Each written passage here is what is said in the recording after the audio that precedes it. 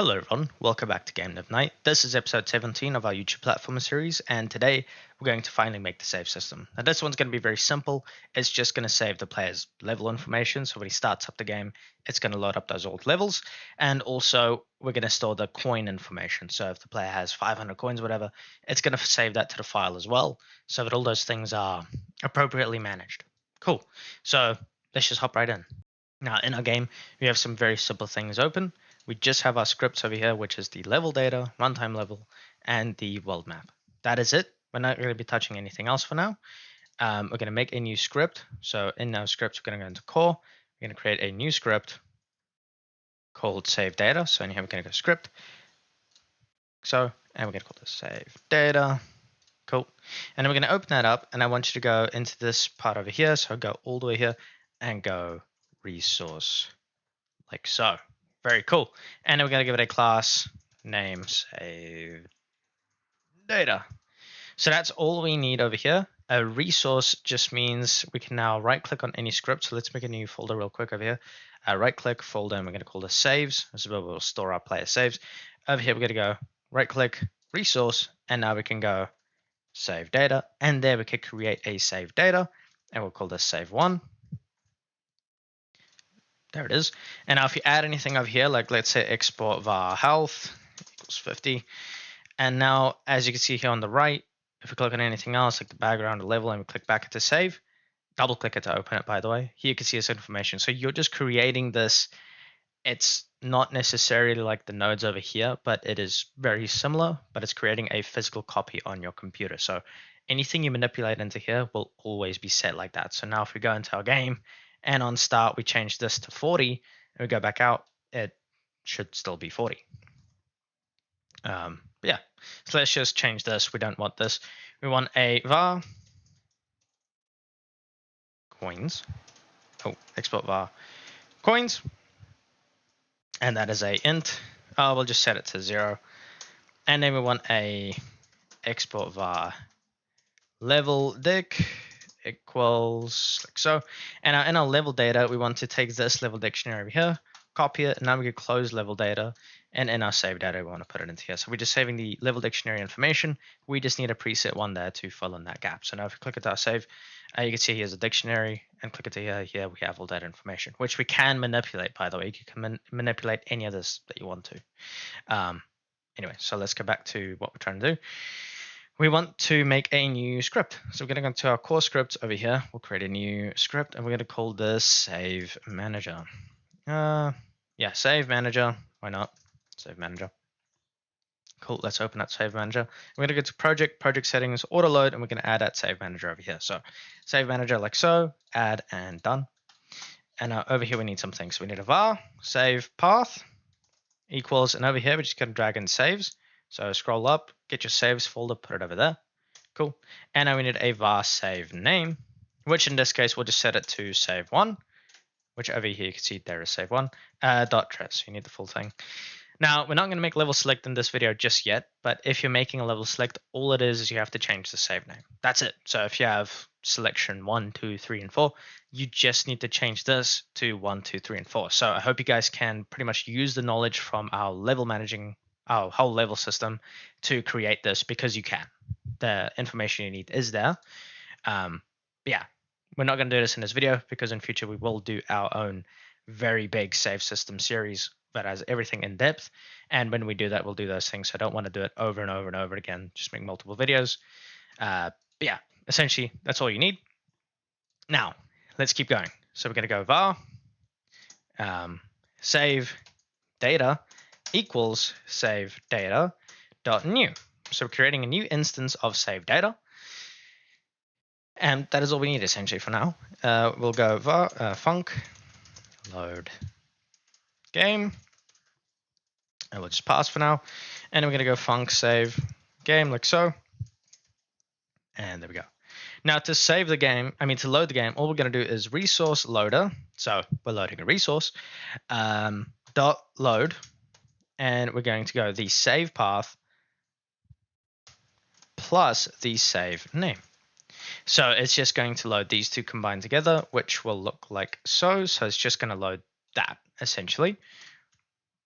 which in this case is this over here. So it's going to load this and put a reference to it. And we're going to say dot duplicate true. Cool. And now in our save game, we're pretty much doing the same thing. So in save game, we're going to go resource saver. I know, fancy stuff. Dot save data.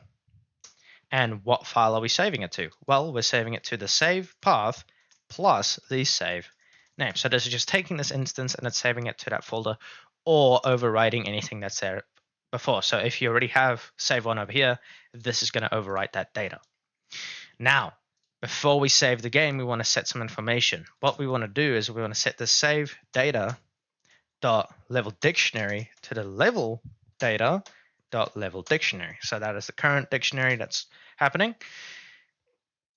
And when we load the game, what do we want to do? We want to set the level data dot level dictionary to the save data dot level dictionary.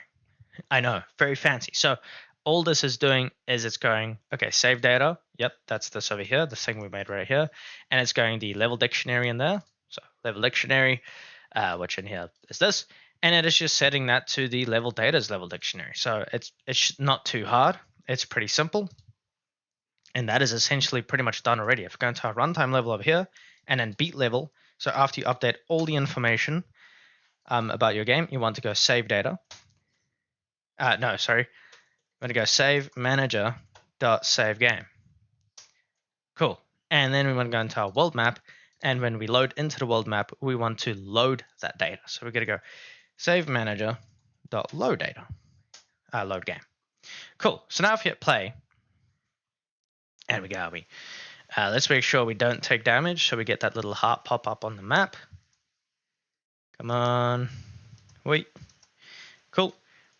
And as you can see, we have the heart pop up. And now if I go into level 2 and I beat this level, which I know, very complicated. Beat the level. As you can see, that still works. And now if I close the game and I reopen the game, and I go straight into the world map, as you can... Huh? I did something wrong. Okay, wait. Give me a second, guys. I have found my little mistake. Sorry about that. So in your save manager over here, you want to do save data equals... There we go. So all I forgot to do is the save data, of course, you're loading it here, but you're not setting a reference to it. So just this variable, we want to set that to this over here. So now if I hit play and I open up my world map, as you can see that is here, the heart is still there, everything is there. And we can wipe that information. So if we click on our save over here, we could click this over here to get rid of it all. And now if you press play and we open up the game again, world map, as you can see that information is gone. And I'll run through again just to show you guys it does work. This time I'm going to take damage so I don't get the little heart pop up. Cool. Oh, took damage again. And as you can see, that works. Let me beat this one too, just because why not? Cool. And now I can actually manipulate that. So if I go to my save one, level 1, over here we have the max enemies is 3. We haven't beaten any enemies, so let's manipulate that, turn them into 3. And let's put the damage taken on 0. And now if I press play, and I go into world map, as you can see, I've manipulated that information and I've essentially cheated. So I've lied to the game. And yeah, so it's just to show you guys it does work. And that is now essentially done. So now let's get on to the coin part, which will have a little bit more to it, but not too bad. So the very first thing in our save manager is we want to save the coin information. So I've realized something very silly of me. In our save data, we have this coins var, but in this dictionary we also have this coins var, so completely unnecessary.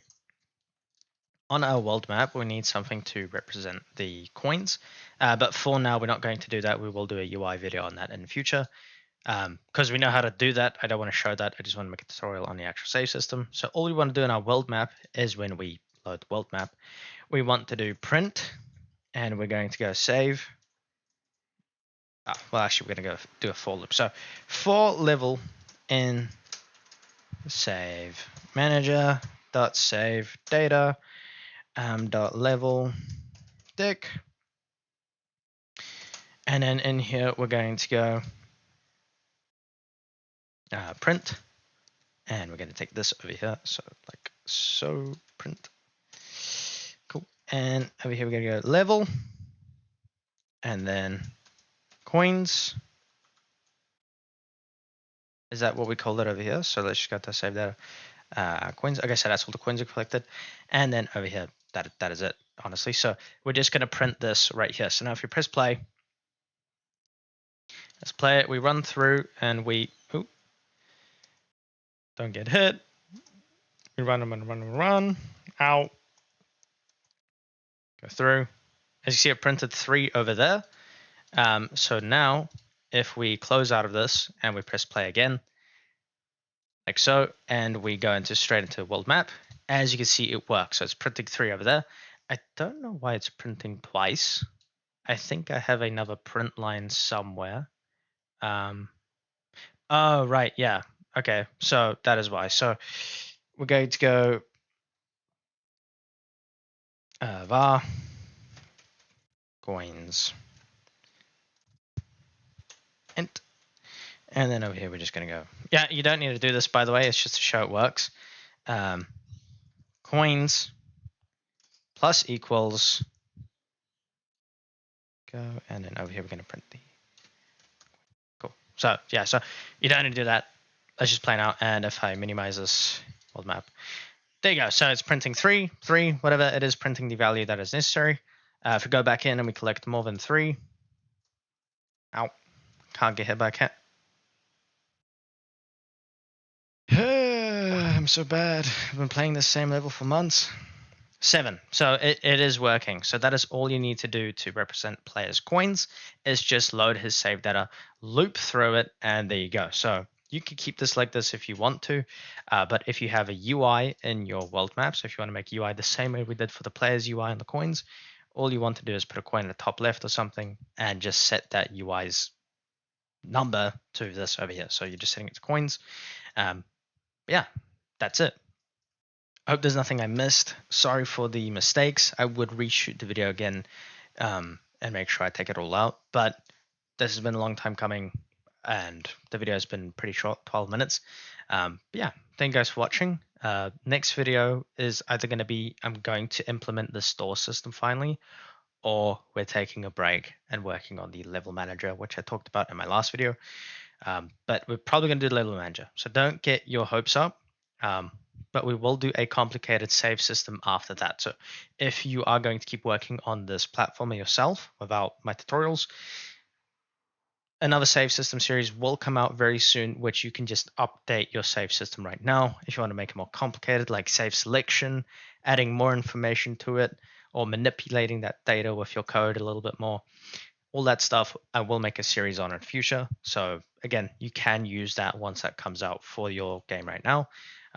Yeah, just probably going to take a bit of a break from this platformer because we've been working on it for months now, since I started using Godot, which I think was April last year is when we started the series. So that's like 10 months, 9 months of working on the same tutorial series. It's just become a bit much. Of course, these videos have been so drawn out of each other that I could have probably made the series in a few months, 3 or 4, and been completely done with it. So just a small break, probably a couple months or even just a few weeks. It's just I don't want to keep thinking about this platformer. I want to make something else. So either going to make a 3D game or a 2D RPG or something like that. I was thinking, because of one of the comments you guys said maybe a 3D platformer would be good. I was thinking maybe a 3D platformer because that'd be very simple. We've already done it in 2D. It'll just be showing you guys how to do that in 3D, how to get the camera moving, how to get all this stuff working, how you can take your information, what you know, your knowledge, sorry, not information, on Godot 2D and use that in 3D, because it's pretty much the exact same thing. It's just very intimidating because it adds a whole nother dimension. But yeah, so going to figure out what I'm going to make a big tutorial series on. But firstly, we'll do the level manager, level system, which, yeah, if you guys watch the video, very simple. And then we'll do a complicated save system series, which just goes more in depth and allows anybody to put a save system in any game, not just the pirate platformer. So yeah, let me know what you guys think. Thank you for joining me today. Thank you guys for all the support. It's been going great. And yeah, I'll see you guys in the next video. Bye-bye.